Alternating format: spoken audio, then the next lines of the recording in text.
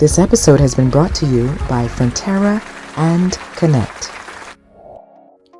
Ladies and gentlemen, please give a warm welcome to the hosts of Candidates Unfiltered, Shawana Kashal.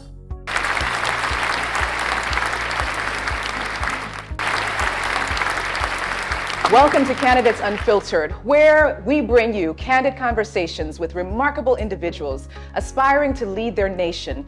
Today, we have the honor of introducing a distinguished guest, Cllr Tiawan Gongloe. Please give it up for him.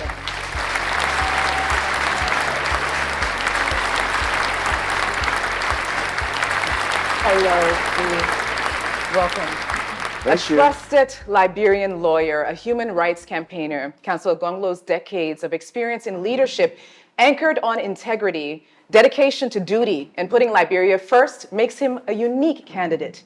Today, we will focus on the human side of Cllr Tiawan Gongloe's early family life, friends, love, and hobbies. Get ready for an unfiltered and insightful discussion with a truly inspiring personality. Are you ready for Candidates Unfiltered? Yes! Awesome.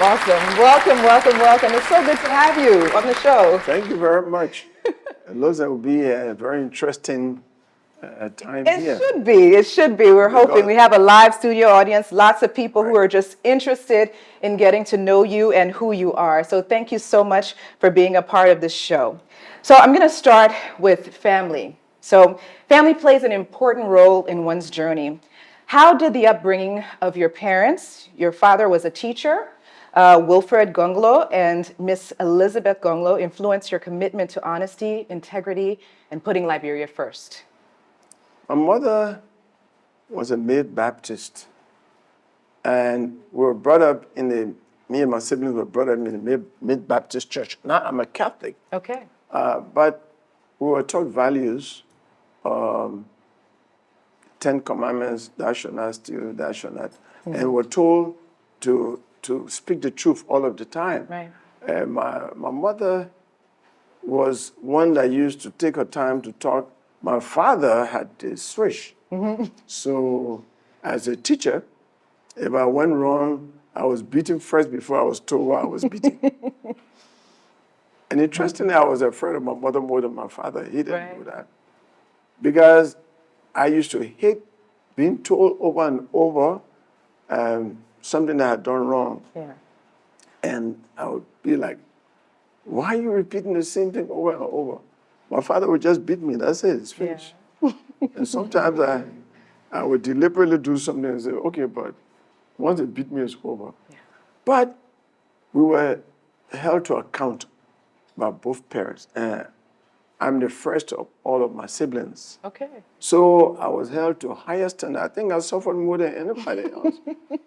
They are dead, but I'm grateful to them for being hard on me from the beginning. Yeah, awesome. Yeah.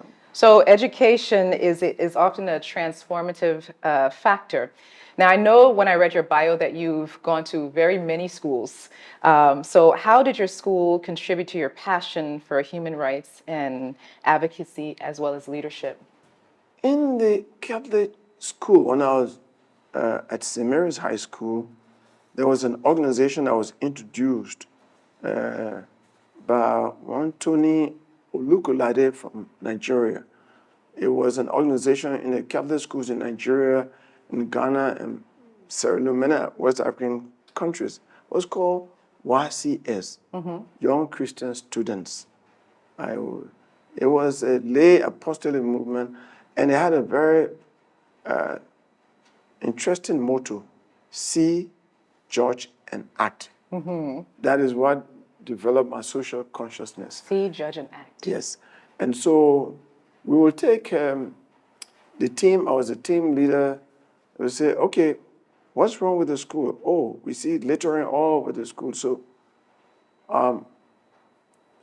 is that a good thing or not? Mm-hmm. No, it's not a good thing to be throwing trash all over the campus. So if Jesus Christ was here today, would he have done something about it or just passed? And we will find a passage in the Bible that would say that Jesus Christ would have done something about it. We used to then have a national conference in Banga with all of the Catholic schools coming to Banga and explaining their experiences. And then I became national president of the YCS. So in terms of building consciousness about your environment, about things that are wrong, I developed it from St. Mary's High School. That is awesome. So your dedication to human rights advocacy is remarkable. Now, the question I have is, can you tell us more about your experience? You are the first Liberian to formally be trained in human rights advocacy at Columbia University. How was that for you? It's pretty major. Before I get to that, I'd like to give credit to two persons. Okay. One is Monsignor Tipo, who's about 100 years old now, the second Catholic priest. Tapatai, he taught us discipline. When I came to St. Mary's, I met the late Archbishop Francis. He was Father Francis then, and he was a disciplinarian. At the same time, tough on government. Every time we're in church, he was speaking about things that were wrong in society. So that, with the C. George and Ike motto, strengthened me even more.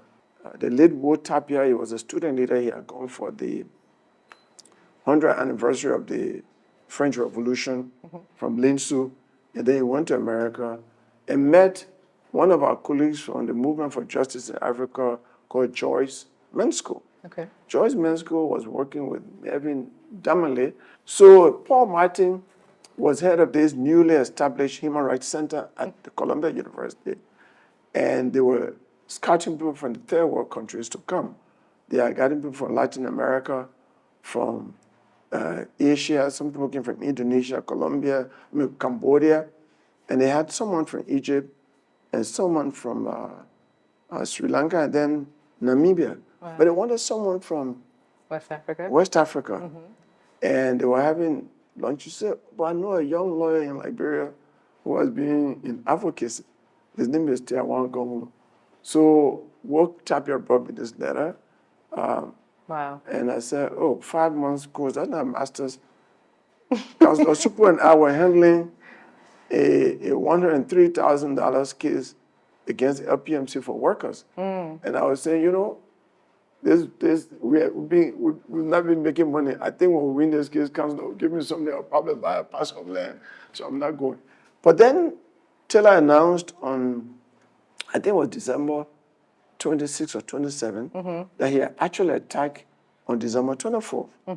And I was going to Kakata. I remember. And I said, we don't want Doe, but we don't want Cllr too. He's corrupt. He was at GSA and was so corrupt.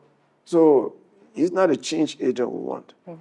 And then by the 29th, 30th of December, they were already beheading people who were from Nimba, and I was from Nimba. So I went straight, because in the letter they said, just call us collect, we'll send you a ticket. You went to the telephone and called collect. Yeah, so I went straight to Telecom used to have collect call section. I went straight and called and said, I'm ready to come. I'm going to school now. So yeah, so they said, you are the last. I said, yeah, I'm ready to come. They said, okay, go to the embassy for your visa. I got to the embassy.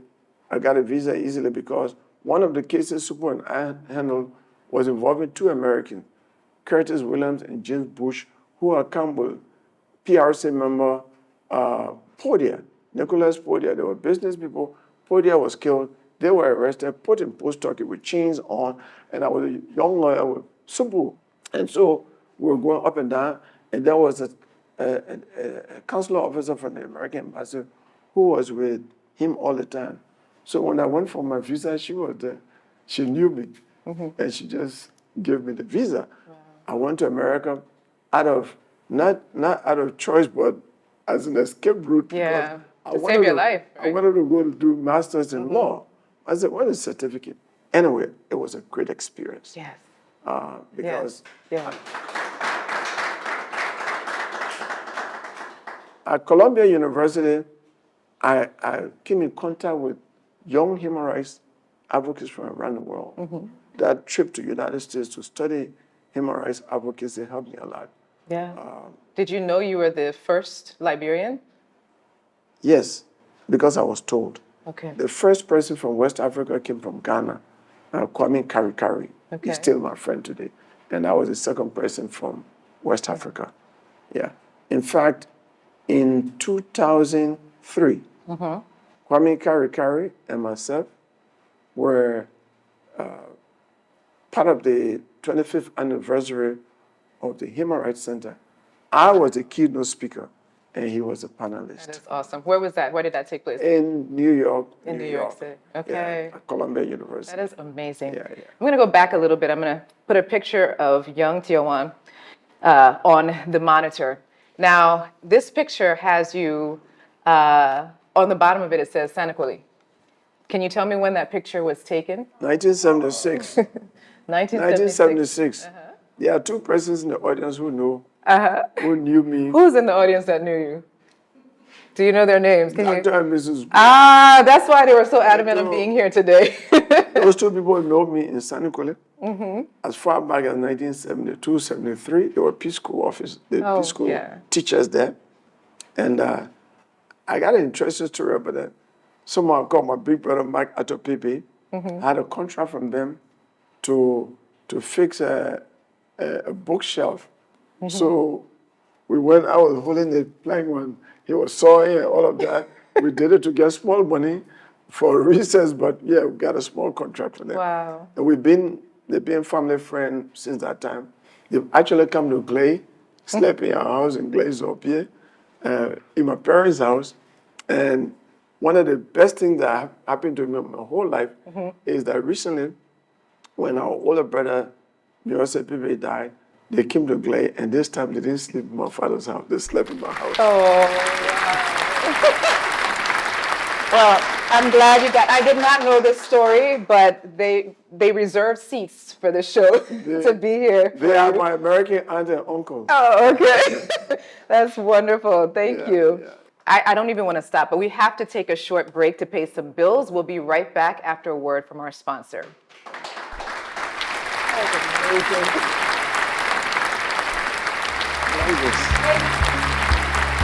Still to come. And I was popular in high school. I was student leader, I was president of YCS and all that. And I was... At Connect Services Liberia, we provide high-speed internet and data communication. We ensure fast, reliable, and stable wireless connectivity.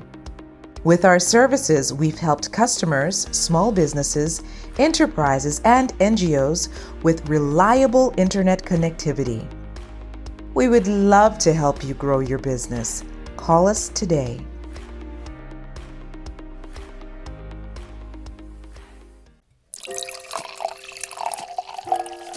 Frontera Wines, one of the best and affordable imported wines in Liberia. For 18 and older. Drink responsibly. Candidates Unfiltered, the person, not the politics. We are back with Counselor Tiawan Gongloe. We talked about his early life already, so let's move on to the next stage. All right. And so, you know, I like for people to say C. oh, Tiawan, Saye Gongloe. Is Yes. the rank. Yes. First boy in the Manu tradition is called C. Saye. Okay. So when you say C, It means a lot to you. Yeah. So when I don't say it, everybody says Saye. Okay, so in your young adult years, were you a ladies' man or a bookworm? I think I was a bookworm. You were. In fact, interestingly, I wanted to be a Catholic priest. Really? Yeah. Because, you know, Father Tipo really impressed me with the way the man knew book. And the way he used to talk book. But then when I went for vacation, I told my father, he agreed. My mother said, no way. It took me a long time. My younger sisters and other people had children before I had this child. He would have to have children. So I don't agree. So there was Because they say the priests don't marry. Yes. And I used to love my mother so much. So my mother said, no, That was That's it. That's it. So I was nowhere near ladies. Yeah. In fact, I've said it many times, and I'm not afraid to say it. I'm not ashamed to say it. I graduated from University of Liberia before I had a girlfriend. Oh, wow. Yes. Wow. I Because finished. you want to be a priest. So. I finished high school, and I was popular in high school. I was student leader, I was president of YCS and all that, and I was prefect in the 10th grade. I was prefect in the 12th grade. So you were focused. And I used to like dancing. I was a guitar player in the school. In fact, I bought my graduation shoes from watercolor painting or somebody's old graduation picture. Okay. Yeah, and it's still in San College till today. So I was doing things that could have made me popular with the girls. But you weren't. No, even at the university, I was a student leader. I had no girlfriend until I finished. So it might not have been that you weren't popular with the girls. It's that you were so focused you didn't even see the girls looking at you. I was more concerned with serious. Yes, exactly. Yeah. Exactly. I would go to the student center at university to dance, but I was on the intellectual discourse committee. Yes. As co-chairman. I was on the University of Liberia spokesman as art editor and running the anonymous column called Cllr Zuba, and the people want to know. And I was making C's and B's, but I was reading the African magazine, the library, Time magazine, Newsweek. I was spending all my time getting knowledge. Yeah. Today, I'm benefiting from that today. Yeah, What I know today is not what I learned in school. Yeah. The history I know was reading everything. There was no internet those days. You have to actually go to look for the books to read. I know that you've done a lot of pro bono work, but what I want to talk about now is your family. You talked about wanting to be a priest. You couldn't get married. You didn't date until after you were done with school, but clearly you had 3 children and a beautiful wife. So I love stories. So can you tell me how you met? I have today is my second wife. Okay. I have 2 natural children of my own. My first wife and her son. She has 1 son. That makes it 3. Yes. So, but I met her at the university. She was a very serious student when I was teaching at the university in 1982. But I met her in 1986, 87. She had come from Cotton. And she would come from class to the library. From the library, she would sit under a tree and read from their home. The other young students who were teaching were from the class to the student center and under the tree to gossip. So I sat with her one day and saw that she was very, very serious. So we just became friends. And after about 36 years, when my wife and I divorced, we were friends. And my daughter, from my first wife, said, you and mom are not coming back together. Yeah. So I think you need to, you've been waiting 2 years, you need to look somewhere. Yeah. And she called me from America one day, on my birthday, and said, oh man, what are you doing? My daughter now, she was in Indiana. And I said, poor boy, home, sleeping, just lying home. What are you doing alone at home? This is your birthday. You should start dating someone. And then she told me, I call her grandma because she looked like my grandma. And she acted like grandma at that time. She said, well, I advise that you start looking for another lady in your life, but don't go for a young girl. Look for somebody who knew you before you became the famous Tiawan Gongloe. Someone who knew you, who will accept you for the value that you have, maybe when you're a teaching assistant or student. Did you take her advice? So I took her advice. Okay. This is my old friend for 36 years who had a bad marriage too. And I kept talking until we evolved. How did you know she was the one, that she was going to be the one that you were going to marry? I didn't know. It just evolved. Because it was hard for me. I'm shy. Yeah. I've never... You're shy? Very shy. I'm shy. I'm talking to you now. Okay. If you and I were talking alone somewhere, I would be tongue-tied with the opposite sex. Okay. I can speak before 10,000 people. Yeah. I'm not shy. Yeah. But to actually... So you're shy in front of women? Yes. Okay. So, no, not in front of women, in front of a woman. In front of a woman, okay. Let's be clear. Excuse me, in front of a woman. Yeah. Yes, okay. Right. So, My relationships, those two relationships I had actually evolved. Yeah. And her friends had to say to her, because I traveled to Senegal, I bought her 5 lappers. I bought one for each of her friends. Why is this man always buying you a lot of gifts? I think he's in love with you. No, that man has been my friend for more than 36 years. No, it's just, and her friends could see what she was not She saying. just didn't see it. And You are trying. so one day she called me and said, Tiawan, all my friends are saying you're in love with me. I tell them that's not true. Is it true? If you're on the telephone, I'll shout. You didn't say a word. You didn't say yes. I didn't say yes. And ladies are more mature when it comes to those. She said, oh, so you are in love with me. All right. Then let's see, take me for lunch. The next day I took her for lunch. And that's all she wrote. The rest is history. So on the day we got married, I said everything, and she called me. Tell the people I don't want to approach you. I said, I can't say that. She said, you see, if I not call you, if I not take the bold step, look, I'm having good You would have marriage. lost. You would have lost that. Yeah, you would have lost it. So tell me about your children. You have 3 children. Yeah. Tell me something interesting about each of them. Well, my son, who's the oldest, my wife now, loves African tie and loves. I sent him African tie in America. He took picture in one in our house, just like Chief Master Musa Kanga or something, because I like African attire. Yeah. My son, my natural son, young, he did something striking. When I was tortured by Taylor, I was lying at the hospital. The whole OPD section got shut down. Nobody was allowed. Security rigs to see me. They were writing for him now. And he was like 7 years old.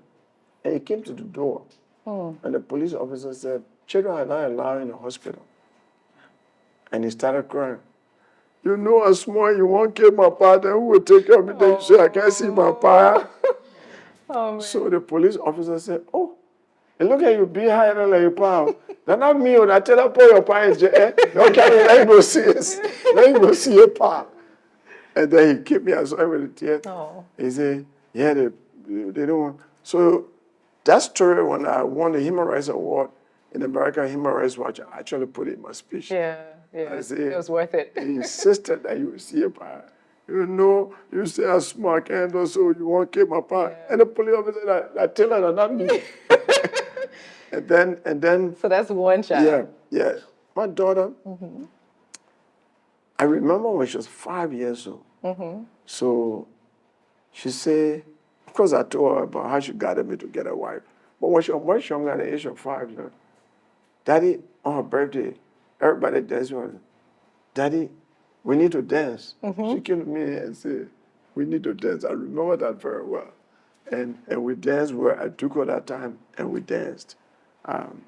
So we are very, very good. Yeah. I have something that I remember about each of them. Till today, I call my daughter, she's married, she has 2 children. I got 2 grandchildren. My son has 2 children now. Yeah. So I have 4 children. Wow. And, so. That's wonderful. Yeah, so. Did we miss one person? One more? Yeah. I miss their childhood. Because now they are grown, they're away from me. But at least they're having grandchildren. Yeah, now you have grandbabies. I'm having grandchildren. One of them, one of the grandchildren? Yeah. He and I have a relationship because my daughter was reared by Emma Sawyer and his wife. Okay. So in Bloomington, Indiana. So when Sawyer was alive, he had 2 grandfathers. So he would come to the house and I'd try to play guitar. So he used to call me Grandpa Guitar. He called me Grandpa Guitar. Now he called me Grandpa. Okay. Now you know that. He moved the guitar. So he and I have that Grandpa Guitar. That's wonderful. So let's take a short break. We have to honor our sponsors. We'll be right back.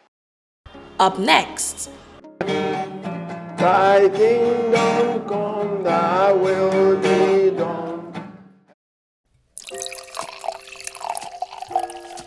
Frontera Wines, one of the best and affordable imported wines in Liberia. For 18 and older. Drink responsibly. At Connect Services Liberia, we provide high-speed internet and data communication. We ensure fast, reliable, and stable wireless connectivity.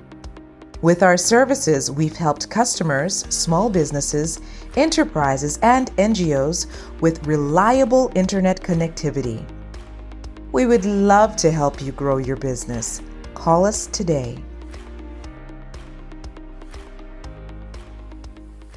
Candidates Unfiltered, the person, not the politics. Welcome back. The conversation was so good that I actually didn't want to go to commercial break, but we're back with more questions for Councillor Gongloe. So your work has earned you numerous recognitions over the years. Which of these had the most significance to you? I think, Human Rights Watch, because my relationship with them continues till this day. And why I say Human Rights Watch, they fought for me to get out of jail when I was detained for my work in Liberia. And then they recognized me as one of the 3 human rights defenders in 2003 in the whole world. Yeah. 1 president from the United States, 1 president from Egypt, and then I came from sub-Saharan Africa. Wow. And they took me on a tour of the United States. They took me to places I've never been before. They took me to Hollywood. And there was a big dinner in Hollywood. When I spoke, imagine the person who introduced me was Dennis Hisby, who asked me to show Mr. President, this tall black American. Yeah. And he advertises for Allstate Insurance. Yeah. So he introduced me. And there was this huge audience of all the actors. My first time in Hollywood, I want to know about Hollywood movies. So I enjoyed that. And then Human Rights Watch in 2004 took me on a tour of Europe. Yeah. That's how I spoke at the Royal Victoria Albert Museum. Yeah. And they allowed me to invite people. Some of the people in the audience that I invited were Dr. H. Boyma Fumbler, my professor from the University of Liberia, he and his wife. And then they took me to the London School of Economics, and I gave a lecture. Till today, my name is there. Yeah. Some Liberians go to study, so they gave me that exposure. Yeah. They carried me to Geneva. I appeared on Geneva World Radio. This is one award that took you all over. Wow. Yes, one award. So I got many awards. A. Philip Randall Institute, they gave me the highest award, Bayer Rustin Award. And the second award winner that year was a Harvard professor who had written 25 books and had 30 honorary doctorate degrees. So I asked, I feel flattered. Yes, of course. The highest award and give me a second. and Congressman Louis, who was there, said, no, it's the Martin Luther King tradition. This guy either publishes or perish. He was sitting in the air-conditioned room at Harvard. You, from what we read, put your life on the line for what you believe in. Yes. And you could have died. Me too. Yeah. So that's how we give you the highest award. Wonderful, wonderful. So I'm going to put up a picture on the monitor of you. It's a picture of you holding this particular broom right here. I know this broom has significance, so I want you to tell our audience and the studio audience what this broom signifies. This broom is the symbol of my political party, the Liberian People's Party. And it evolved from the mayoral campaign in 1979 when Amos Sawyer, my mentor and former professor, was running for the city mayor position of Monrovia against Chuchu Horton. So we were sweeping Monrovia and saying the broom. And eventually, when we formed LPP in 1984, we made the broom our symbol. And it's meant for unity and for cleanliness. Yes. Okay. Yeah. One of the words in the motto of the party is honesty. You want to have a clean government, so you clean. So, but one strand of this broom cannot clean. Yes. We have to unite to clean, so it represents beautiful. unity. It's difficult to break when Yes. you're united. So it represents unity. And interestingly, there's an oral story about Glade that where I came from that I heard a few days ago in Cllr when I wanted to tell her I'm running for the presidency, and the broom is a symbol of my party. And the oldest man in Cllr said, but then everybody in Cllr has to vote for you. I said, well, since in the old days, there's a story told that in the old days, the heaven opened and a broom came from heaven and fell in Cllr. That is their story. Yeah. And so broom is also a symbol of my birthplace, Cllr. Wow, wow, wow. That's amazing. That's amazing. Okay, so besides your work life, I know you have some hobbies. You mentioned some of them here. And one of them you talked about was playing the guitar, that you love playing the guitar. But we're going to get into that because I'm going to, of course, ask you if you could honor us with some sweet melodies from that acoustic guitar. I still try. It's been a while since you played? Yeah, a long time. I used to keep a guitar, but I gave it to Jones Topo, Professor Jones Topo. Oh, you gave it away? Yeah, because he was more useful to him as a musician. Okay. So, I just so happen to have a guitar. So if you don't mind, there's one right behind you, if someone can just hand that to him. And let's see if you still got it. I will try. Do you guys want to hear him play? Yeah. All right, let's see if he still got it. So I started playing guitar on the St. Mary's choir. So,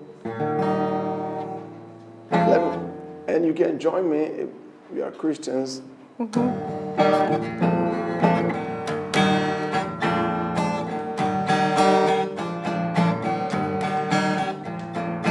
Our Father, who art in heaven, hallowed be thy name. Thy kingdom come, thy will be done, hallowed be thy name. I will stop there and play something. We want to hear one more, right? One more? One more? Yeah, let's hear something else.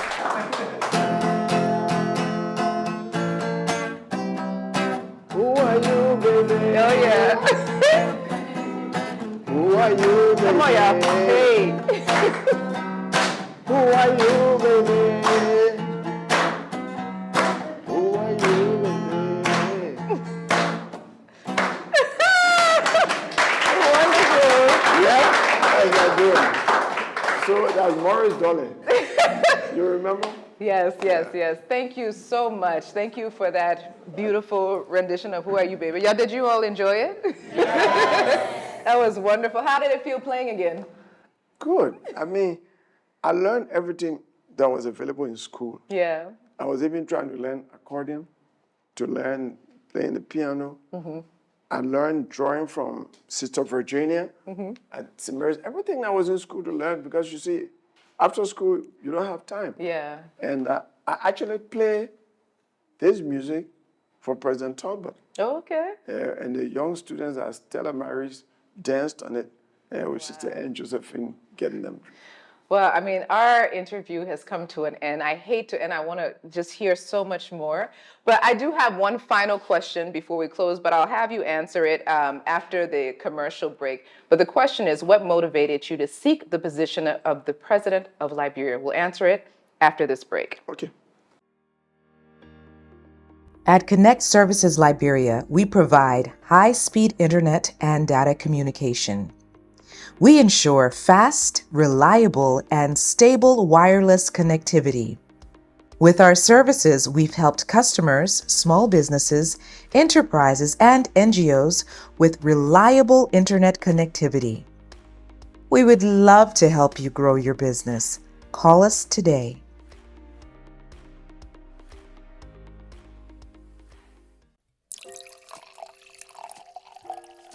Frontera Wines, one of the best and affordable imported wines in Liberia. For 18 and older. Drink responsibly. Welcome back. I enjoyed every moment of this interview thus far. But before you answer my question, I have some questions for you. Are you ready? Yeah. Cassava leaf or palm butter? Palm butter. Okay. Reading a book or floating in a pool? Hey, half of me because I'll float. I can float for an hour without Exactly. I saw you floating in a video. So reading a book or floating in a pool? Floating. Floating in a pool. Barefoot or slippers? Slippers. Slippers. More than 8 hours or less than 8 hours of sleep? Less than 8 hours. Thank you for playing along. Y'all give it up to him. So now I will repeat my question. What motivated you to seek the position of President of the Republic of Liberia?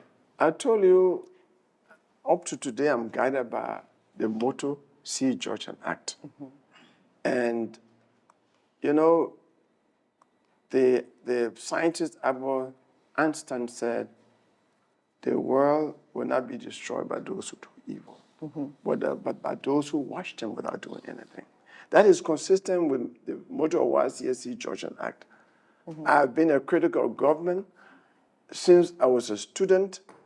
I have written about it. You go on Perspective, you go on. I've written so many things about human rights, rule of law, good governance. And the speech I delivered when I was given the Bayer Rustin Award in Atlanta, it was quoted by Thabo Mbeki when he was president. The title of the speech is Liberia, a nation still struggling to live up to its meaning. We're supposed to be a land of liberty, but we are named among the abusers of human rights throughout our history, you know, till today. And this was supposed to be a paradise of human rights. Our development was supposed to be based on respect for human rights. We had another country called Liberia. But our governors have been totally contrary to the dream that established this country. The founding fathers of this country, look, we were having anti-corruption march a few days ago, and we went to around where the Declaration of Independence was signed, the Providence Baptist Church, to say the thing that has stopped the development of this country that leads to violation of rights, violation of rule of law, and all of that is greed, corruption. That we said, there's a line in our Declaration of Independence. We will show to the rest of humanity that we black people too are capable of governing ourselves like other people. Other countries like Botswana are meeting that dream. They are realizing that dream. And we, because of bad leadership, have not.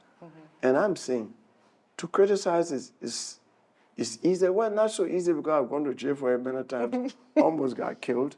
I resigned from government because I don't have patience for that. And I'm saying, you know, I don't want, when I get older than my uncle and aunt, and maybe I'm in my 90s, for the two C's that I'm loyal to. I'm loyal to my conscience and my country. And my conscience will tell me, Tiawan, you're 90 years old, you're a bad man. You deny your country a chance of relief, of changing the situation.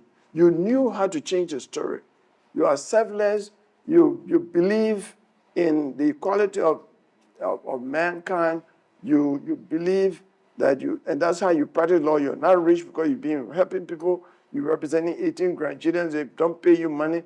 Some Liberian, different people. Why you didn't step forward for the Liberians to decide? So I want to age in peace. So I'm stepping forward today because I have a 10-point agenda for better Liberia that includes all of these things to change Liberia's story for the better. If I don't do it today, I will blame myself. No one will know why my pressure is just going up. This old man pressure is going up because it will be late for me to do anything about it. That's why I've stepped forward. Right. Wow. Thank you for that answer. So his presence and insights have made this episode truly, truly special. His dedication to justice, integrity, and putting Liberia first is truly inspiring.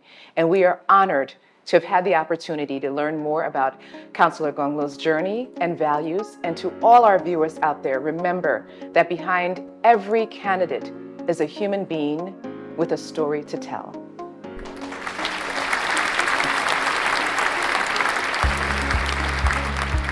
Join us next week for another raw and unfiltered look into the lives of our candidates. Raising children, being in a family, is really just a microcosm of what we do in the world.